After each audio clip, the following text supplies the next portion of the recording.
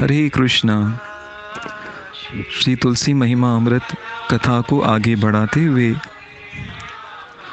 बिरद धर्म पुराण में तुलसी महारानी के स्वरूप के विषय में वर्णन किया गया है, जो इस प्रकार है। श्री तुलसी महारानी दो भुजाओं वाली, श्याम अंगी, चारु वदनी और सफ़ेद वस्त्र धारण करने वाली हैं।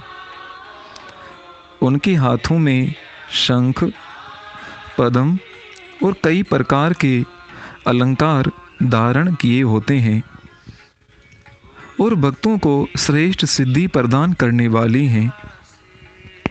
तुलसी महारानी इस जगत में वृक्ष आकार में हरे रंग में, तो कहीं श्याम रंग में और कहीं मिलित रंग में भी प्राप्त होती हैं।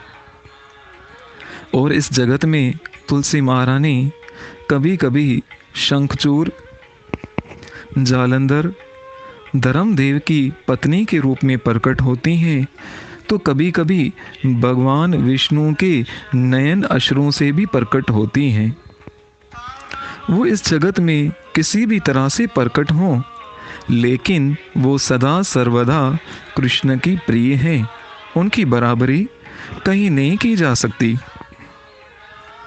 आगे शास्त्रों में ऐसे वर्णन आता है, लाल मणि, मोती, वैदुर्य और मूंगी आदि से पूजित होकर भी भगवान विष्णु जैसे संतुष्ट नहीं होते, इतना तुलसी महारानी के एक पत्थर से पूजित होने पर प्रसन्न हो जाते हैं। जिसने तुलसी की मंजरियों से श्री केशव का पूजन कर लिया है, उसके जन्म भर का पाप निश्चय ही नष्ट हो जाता है।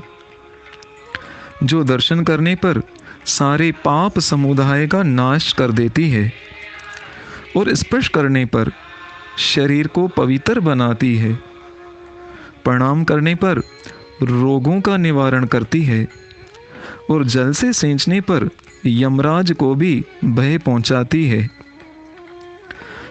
तुलसी महारानी को आरोपित करने, तुलसी महारानी का पौधा लगाने पर भगवान श्री कृष्ण के समीप ले जाती है और भगवान के चरणों में चढ़ाने पर मोक्ष रूपी फल प्रदान करती है। ऐसी तुलसी देवी को बारंबार नमस्कार है। आगे कुछ सावधानियाँ।